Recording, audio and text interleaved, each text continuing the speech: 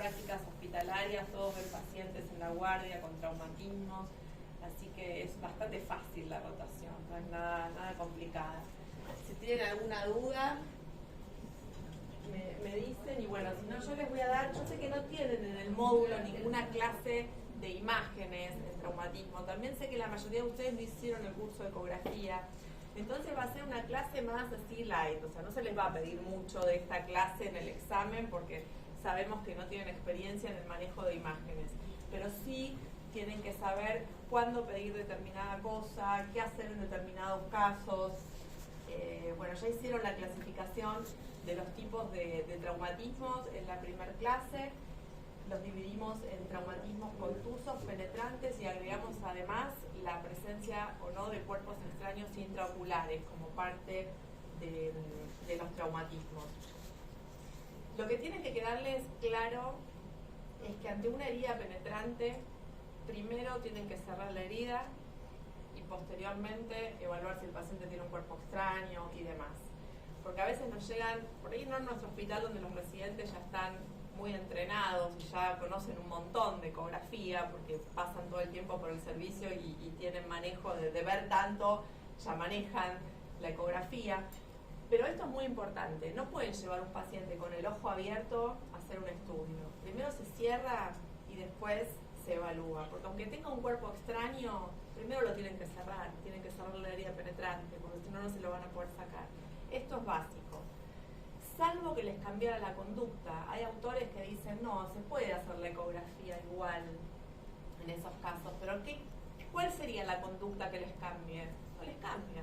Primero hay que cerrar el ojo y después ver si tiene un cuerpo extraño y sacarlo. Eso es fundamental. ¿Cuándo le podemos hacer la ecografía si tiene un cuerpo extraño, si tiene una herida penetrante? Primero la cierran. Se la pueden hacer al día siguiente, porque tienen que descartar un cuerpo extraño ante una herida penetrante. ¿Y cómo se la van a hacer? Con mucho cuidado, evitando compresión, y usando mucho gel, que es la única manera que van a tener, digo, al comprimir poco, de poder ver las imágenes, ¿sí?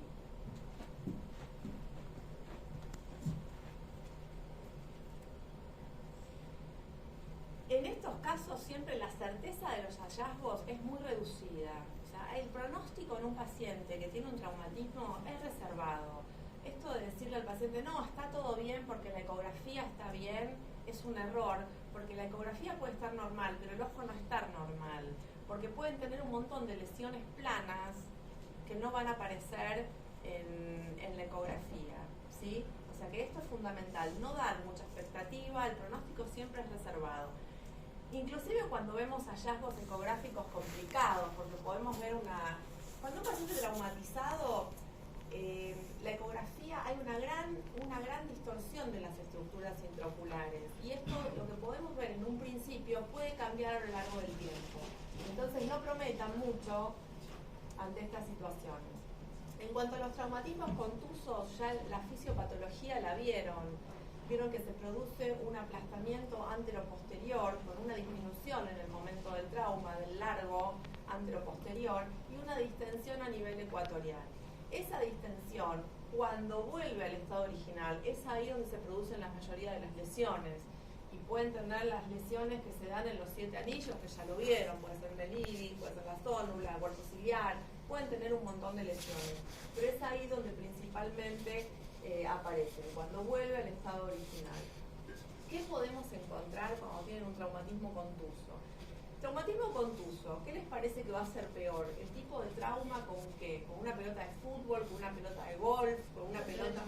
Con las pelotas chiquitas, porque entran bien a nivel en la cavidad orbitaria. En cambio, una pelota grande tiene todo el reborde orbitario que ayuda a que la pelota no produzca tanto daño.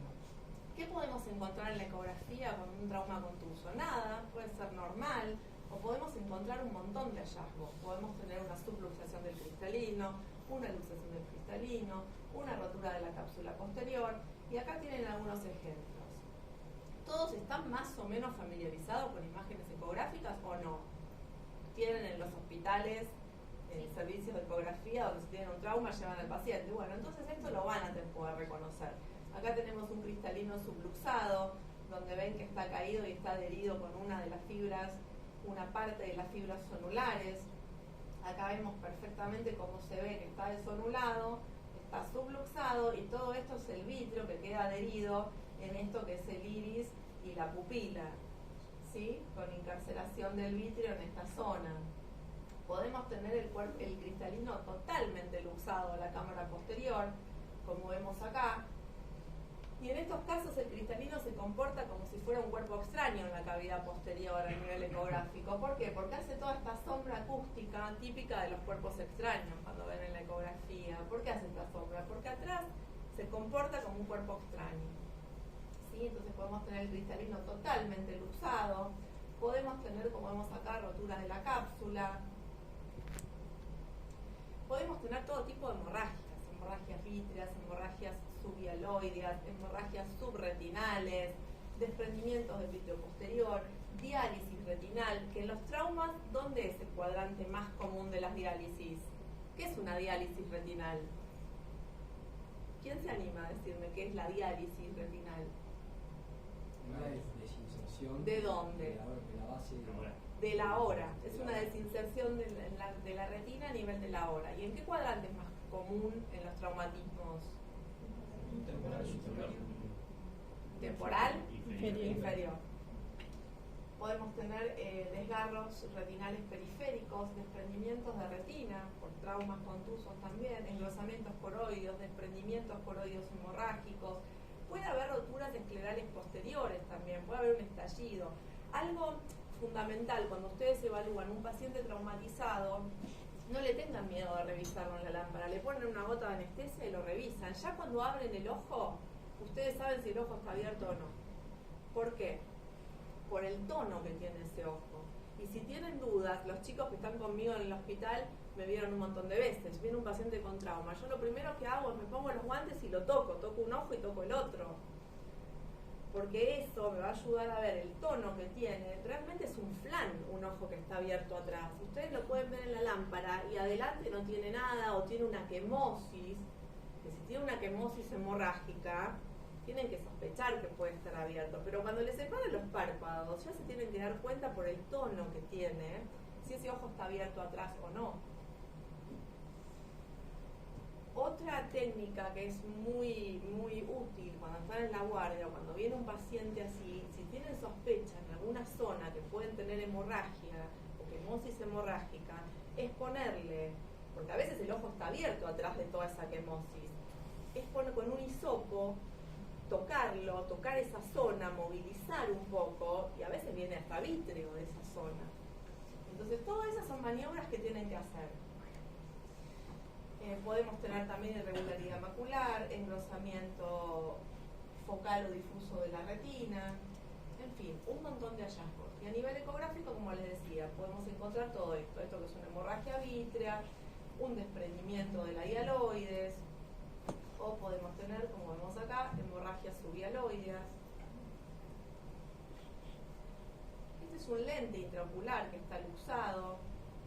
Fíjense que también se comporta como un cuerpo extraño intraocular con la sombra acústica que les da atrás. Podemos tener una avulsión del nervio óptico. Desgarros, como ven acá, una imagen de membrana de alta reflectividad que tiene una solución de continuidad, los bordes vertidos. Y esto es una diálisis, ¿sí? Que en la ecografía la vemos así. Una desinserción de la hora, de la retina a nivel de la hora. Podemos tener hematomas coroideos, como ven acá. Desprendimientos coroideos hemorrágicos, ¿sí? En cortes transversales o longitudinales. Un coroideo masivo, un coroideo hemorrágico masivo. Ojo, a veces estas lesiones son signos indirectos de rotura posterior. Eso tienen que tenerlo en cuenta también, ¿sí? Igual que la rotura escleral posterior, como ven acá se ve directamente, se ve perfecto, con un pliegue escleral. Bueno, este es un caso de un paciente con un traumatismo, con una pelota de golf, como les decía, son las pelotas más chiquitas las que más daño producen, donde van a ver que tiene IPEMA, pero lógicamente a este paciente le tienen que hacer una ecografía. Podemos tener el cristalino subluxado, como en este caso, Y la UVM también nos es muy útil. Cuando el ojo está cerrado, por supuesto que se puede hacer un UVM. Fíjense acá. Qué bien que se ve en este corte, que vemos que está la zónula, está el cristalino, y en este cuadrante no se ve nada. Esto se correlaciona con esto, subcristalino, subluxado.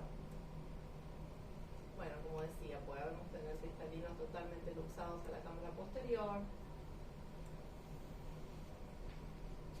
Y estas son imágenes, otra vez, la diálisis retinal, hemorragias vítreas, desprendimientos de retina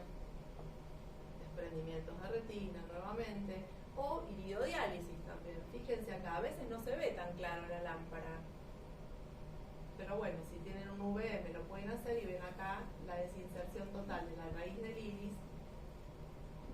Y acá, bueno, vemos, además del lipema, que vemos acá como ecos puntiformes en la cámara anterior, vemos esto que es un retroceso del ángulo. O sea, los que están acostumbrados a ver UVM, o se han visto, ven que el ángulo está totalmente abierto y está roto, está abierto, esto demasiado. Fíjense esta zona de acá. Esto es un retroceso del ángulo. Como les decía, no les vamos a tomar demasiado de imágenes, sino más bien de indicaciones. Si ustedes tienen una herida penetrante, que la cierran, ¿cuánto tiempo esperarían para hacerle a ese paciente un UVM? Si tuvieran que hacerla por la razón que sea. Perfecto, 7 días. Y la ecografía se la pueden hacer en 6. ¿Sí? Pero 7 días es fundamental, tienen que esperar para hacer un UVM. Entonces, nuevamente, ante una herida penetrante, primero la cierran y después le hacen los estudios correspondientes. Lo importante en los estudios por imágenes ante una herida penetrante es ver los hallazgos en el segmento posterior, como vemos acá, porque puede tener una doble perforación y está roto atrás también. Esto es un signo muy importante, que es un trayecto vítreo. O sea, fíjense, en toda la cavidad vítrea hay un trayecto. Esto fue con un elemento punzante, que no solamente hizo una herida penetrante, sino que atravesó toda la cavidad vítrea y produjo una lesión posterior. Que vean estos hallazgos en un paciente con una herida penetrante significa que está abierto atrás. Por supuesto que tienen que descartar que no tenga un cuerpo extraño, que tienen que buscarlo si ven un trayecto, porque también pudo haber sido algo que entró y se plantó ahí en la pared posterior. ¿Sí? Y esto es importante, el mecanismo del trauma siempre lo tienen que preguntar. ¿Cómo fue el traumatismo? Y tengan cuidado porque los pacientes muchas veces mienten. A mí me pasó una vez en el hospital que le encontramos un cuerpo extraño, parecía como un balín en la órbita, era una cosa rara. Y el paciente nos decía que no había tenido ningún traumatismo y que no. Yo decía, yo le vi un cuerpo extraño atrás, pero era raro, era como de goma, una cosa, era rara la forma. El paciente le había mentido a la mujer, se había ido a la cancha y había estado en una pelea y sí, tenía un balín de goma. Y aparte tienen que tener cuidado también por lo legal, ¿no? Porque muchas veces están trabajando y actúa la RT, entonces pueden tener un juicio después por un juicio laboral. Entonces, en estos pacientes tienen que tener mucho cuidado en un montón de aspectos. Todo lo que puedan dejar registrado con fotos, con imágenes, es fundamental. Como les decía, el mecanismo del trauma es muy importante. Nosotros en el hospital tuvimos el año pasado una chica de 16 años que había tenido una herida penetrante. Había estado en una clase de química sin protección y usaron una probeta de vidrio y le estalló en la cara. No sé si se acuerdan ustedes. Tenía una herida penetrante que se la cerraron, después la llevaron a ecografía para hacerle la ecografía.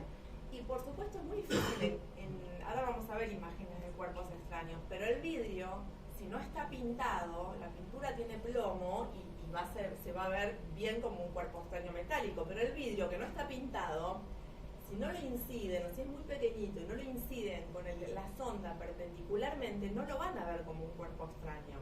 Entonces lo que van a ver, que yo les describí a los médicos de guardia, son signos indirectos. Ese paciente pasó de largo 2 guardias hasta que uno vio bien la ecografía que estaba. Esto yo les marcaba, trayecto vítreo, incarceración del vitrio en la pared posterior. ¿Sí? Fíjense, bien metido adentro de la pared. O sea, eso tienen que descartar sí o sí que ahí son signos indirectos de que hay un cuerpo extraño. Finalmente le hicieron una vitrectomía y le encontraron 2 pedacitos de vidrio muy chiquititos. Entonces siempre piensen en una herida penetrante que puede haber un cuerpo extraño. Si no lo ven directamente, hay signos indirectos como estos que les estoy marcando. Estos son todos casos, ven, acá, de roturas posteriores. Y acá ven bien todas estas bandas, trayectos que se meten y se clavan en la pared. ¿Por qué puede ser esto? Otra vez, por un cuchillo, un elemento punzante que entra hasta atrás, perfora y sale, o por un cuerpo extraño que entra y se queda ahí. Bueno, este es otro ejemplo. En el hospital vemos muchos traumatismos. Bueno, esto puede generar también, fíjense acá, tenemos una herida perforante, acá está rota la pared y todo un desprendimiento de retina, que es esto, y todo un desprendimiento de la coroides, lógicamente. Acá tenemos todo, una herida penetrante, tuvo un desprendimiento coroideo, lesión en la esclera, fíjense, esto acá es que está roto, esta solución de continuidad es escleral. Desprendimiento de retina, coroides y esta solución de continuidad de la pared. Bueno, nuevamente podemos tener esta solución de continuidad escleral con un pequeño coroideo localizado. Entonces, signos directos, vemos la solución de continuidad en la pared ocular. Signos indirectos, incarceración vítrea o retinal, que es lo que vimos recién, desprendimiento de retina perilesional, el hematoma coroideo también. Muchas veces se encuentran un hematoma y es difícil ver la rotura de la pared, pero sospéchenla si tiene un hematoma o si tiene un pliegue escleral de que pueda estar abierto y que haya presencia de sangre o vítreo extraocular. ¿No, Fabio? Fabio ya se sabe las clases de memoria. Y bueno, otro hallazgo son los pliegues esclerales, ¿no? Que también son un signo de hipotonía, fíjense. Este es un pliegue escleral y se comporta como si fuera un cuerpo extraño también, con alta reflectividad y sombra posterior. Acá hay que hacer diagnóstico diferencial con un cuerpo extraño, ¿no? Raramente el cuerpo extraño va a tener esta formita así de coma. Fíjense acá, tenemos un desprendimiento coroideo hemorrágico, un pliegue escleral. Signos de hipotonía en la ecografía post-trauma contuso o perforante, la protrusión del nervio óptico, los pliegues esclerales, el engrosamiento coroideo y el desprendimiento cilio-coroideo. ¿Sí? Si tienen eso, y busquen bien porque puede estar abierto atrás. Acá tenemos otra imagen de herida penetrante. Estos son todos pacientes que tenemos del hospital desde hace muchos años. Era un paciente también con una doble perforación. Entonces, esto sí lo tienen que saber. Siempre que hay una herida penetrante, deben sospechar que puede haber un CIO. ¿Y cómo pueden ser los cuerpos extraños? Bueno, pueden ser. Siempre sospechen. Cuando un paciente les dice que estuvo martillando metal y le saltó algo en el ojo, busquen con cuidado, porque eso es muy común, de que les entre un pedacito de metal en el ojo. Siempre pídanle la ecografía. Si en la ecografía no encuentran nada, no está de más que le pidan un RX de cráneo, frente y perfil, porque se nos puede pasar, si es muy chiquitito, puede estar localizado, no sé, en el cristalino, y por ahí es un paciente al que con la ecografía no llegamos a verle bien el cristalino. Algunos los vemos, pero otros no, y por ahí quedó metido ahí adentro, o quedó en el cuerpo ciliar. Entonces, le pueden pedir una RX, y siempre poner que en la ecografía por ahí no se encuentra, pero si quedan dudas, hacer una tomografía o una RX. Antes de comérselo, si tienen sospechas. Ahora les voy a presentar un caso muy interesante que tuvimos. Pero bueno, estas son dos situaciones en las que tienen que sospechar que puede haber un cuerpo extraño. En accidentes de tránsito, balines de goma, como les decía, en este paciente que le mintió a la mujer y se fue a la cancha. Los elementos orgánicos son muy difíciles de evaluar, porque ya les digo, si no lo inciden perpendicularmente no lo van a ver como un cuerpo extraño metálico. También pacientes que están mirando juegos artificiales, les salta algo en el ojo, ahí revísenlos con mucha atención porque puede haber un cuerpo extraño intraocular. ¿Pero alcanza la RX? O sea, viste que hay personas que dicen que no sirve, que mejor pedir una tomografía, pero la tomografía irradias muchísimo más. ¿Alcanza la radiografía? Sí, para un cuerpo extraño metálico, sí, por supuesto. Si vos no, en la ecografía no lo ves, pero sospechás porque tiene una catarata localizada o porque tiene...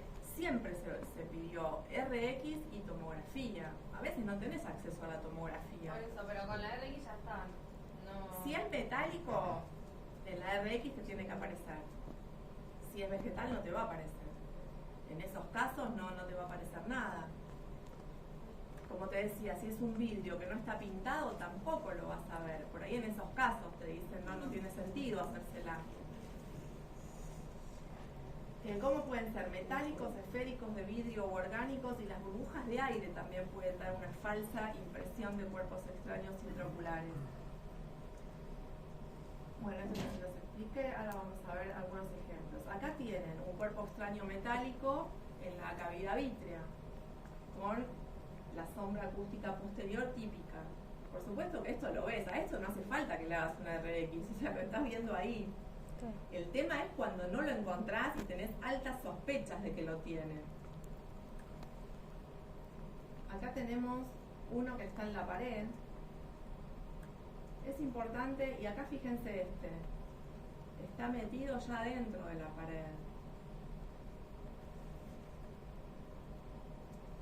Este es intracristaliniano. Fíjense, está dentro del cristalino.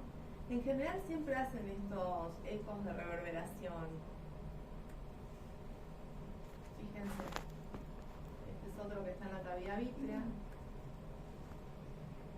Los esféricos, como los balines de aire comprimido, dan estos ecos de reverberación, porque todas las estructuras, o sea, todas las esferas, en algún punto tienen dos caras paralelas. Y eso es, ese artefacto, al tener dos caras paralelas, el ultrasonido les va a dar todos estos ecos de reverberación. Los más difíciles son los de vidrio, como les decía, y los orgánicos. Y ojo, que nos ha pasado en el hospital, hace muchos años pasó que vino un paciente al que le vimos un cuerpo extraño, al día siguiente no se operó en el momento, en ese día, y al día siguiente le vimos más cuerpos extraños, y más cuerpos extraños, y cada vez tenía más. Bueno, no eran cuerpos extraños, eran burbujas por anaerobios, que les van a dar estas imágenes así, como de múltiples cuerpos extraños, pero los cuerpos extraños no se reproducen, ¿sí? Entonces tengan en cuenta esto, porque una infección por anaerobios les van a dar tantas burbujas que les va a dar estas imágenes de alta reflectividad, todas con sombra acústica posterior.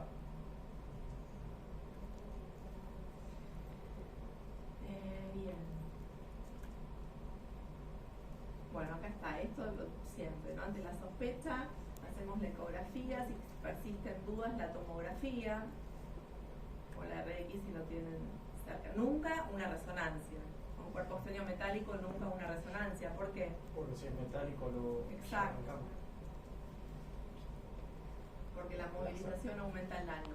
Y les voy a mostrar un caso que tuvimos en el hospital hace poquito, de un paciente que me lo mandan de uveitis por una inflamación, una uveitis con hipopión unilateral.